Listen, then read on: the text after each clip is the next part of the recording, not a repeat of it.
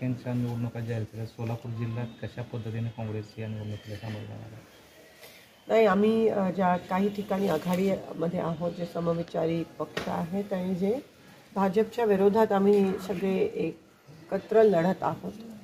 कारण का जनमत जे आहे ते महाविकास आघाडी आणि भाजपच्या विरोधात आहे. तर नक्कीच आम्ही सगळे एकत्रित लढून भाजपच्या विरोधात भाजपचा पराभव करणं. लोकांमध्ये जो रोष आहे, खास करून शेतकऱ्यांच्या मनात जो रोष आहे, सर्वसामान्य लोकांच्या मनात जो रोष आहे, लोकांना मदत करण्यासाठी आणि भाजपच्या विरोधात. कारण का ज्या खालच्या पातळीला भाजप आज उतरला आहे आणि ज्या लेवलला भ्रष्टाचार, तुम्ही बघताय की बिहारच्या निवडणुकीत पण 10-10 हजार ही एक प्रकारची आधी ते लीगल करप्शन ज्याला म्हणतात, आधी ते टेबलाच्या खालून द्यायचे, आता वरून देतात. आणि ज्ञानेश कुमार हे त्यांच्या हातातलं एक खेळणं आहे. आचारसंहिता कशी भंग होत नाही या माध्यमातून हे त्यांना वारंवार विचारलं जातं. आणि ही खेळी जी आहे भाजपची, ती आता लोक समजलेत. आणि म्हणून आज आम्ही सगळे एकत्रित येऊन नगर परिषद निवडणुका भाजपच्या विरोधात आम्ही लढवत आहोत. भाजप 11 नगरपालिका आणि 1 नगरपंचायतीमध्ये कमळ चिन्हावर, पंढरपूरमध्ये देखील ते कमळ चिन्हावर लढणार आहेत. आपला उमेदवार पंजाबवर असेल की विकास आघाडीच्या?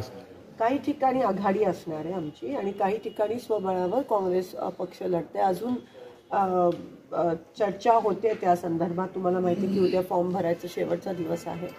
तर उद्या फॉर्म सगळ्यांनी भरल्यानंतर स्पष्ट चित्र अजून स्पष्ट होईल. पण काही ठिकाणी आम्ही स्वतंत्र आणि काही ठिकाणी आघाडी. पंढरपूरमध्ये तीर्थक्षेत्र विकास आघाडी या माध्यमातून आम्ही सगळे एकत्रित येऊन लढत आहोत. प्रणिताताई भालके ह्या नगराध्यक्षपदासाठी लढत आहेत आणि आम्हाला पूर्णपणे खात्री आहे, त्यांचं काम बघून, त्यांनी केलेले कष्ट बघून, नाना भालकेंचा एकंदरीत लोकांमध्ये अजून असणारा प्रतिसाद बघून, विधानसभेत जे काही झालं, जी एवढी मोठं मताधिक्य जे भगीरथ दादांना मिळालं काँग्रेसच्या माध्यमातून, तेव्हा ते लढलेले. आणि आज इतर पक्ष पण आज आमच्या सोबत येत आहेत आणि म्हणून तीर्थक्षेत्र विकास आघाडी आम्ही सगळे एकत्र येऊन भाजपच्या विरोधात लढत आहोत. भाजपचे काही निष्ठावंत आहेत ज्यांनी पूर्वीपासून भाजपमध्ये काम केलं होतं, पण आता सत्ता आल्यानंतर ते बाजूला पडले, ते सुद्धा आज तुमच्यासोबत येण्याची इच्छुक आहेत. त्यांना काही जागा देणार आहात का? नक्कीच, जे यायला तयार असतील त्यांना आम्ही एकत्रित घेऊन कसं लढू शकतो त्याबद्दल त्या सगळे जे वरिष्ठ आहेत एकत्र येऊन चर्चा करून वाटप जी होईल जागेची ती त्या पद्धतीत होईल. आपण काही सभा, प्रचार सभा तर आम्ही लागलोच आहोत आणि घेणारच आहोत सगळीकडे ह्या तीर्थक्षेत्र विकास आघाडीसाठी आणि पंढरपूरच्या जनतेसाठी आणि नगर परिषदेसाठी, खास करून सर्वसामान्य जनतेसाठी आम्ही रस्त्यावर उतरून भाजपच्या विरोधात 100% प्रचार करतो. बिहारच्या विजयानंतर पंतप्रधान म्हणाले की काँग्रेस माओवादी आणि मुस्लिम लीग अशा विचारांचे झालेले, इतर पक्षांनी त्यांच्यापासून दूर राहा. बघा, तुम्हाला माहिती आहे की ते सगळ्या प्रकारे इलेक्शन मॅनेज करतात. EVM असेल, वोट चोरी असेल, 10-10 हजाराचं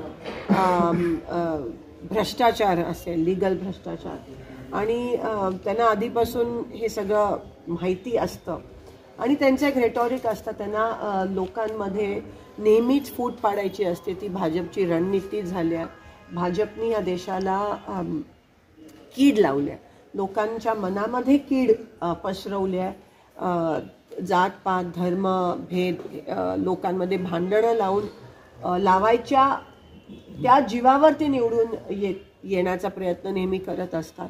आणि म्हणून ते वाटेल ते बोलतील आणि लोकांमध्ये फूट पाडायचा ते त्यांचं षडयंत्रच आहे आणि त्या पद्धतीत ते बोलणारच. त्यांच्याकडे दुसरं विकासावर बोलायला काही मुद्दे राहिले नाही. महाराष्ट्राच्या विजयानंतर दिल्लीत सेलिब्रेशन झालं नाही, मात्र बिहारच्या विजयानंतर दिल्लीमध्ये पंतप्रधानांनी सेलिब्रेशन केलं. मात्र त्यापूर्वी काही आधीच लाल किल्ल्याच्या जवळ झालेल्या बॉम्बस्फोटामध्ये निष्पाप नागरिक ह्याच्यावरून कळतं की त्यांना किती जाणीव आहे. 13 लोक त्या ठिकाणी मृत्युमुखी झालेले, पडलेले दिल्लीच्या रेड फोर्टच्या बॉम्ब ब्लास्टमध्ये.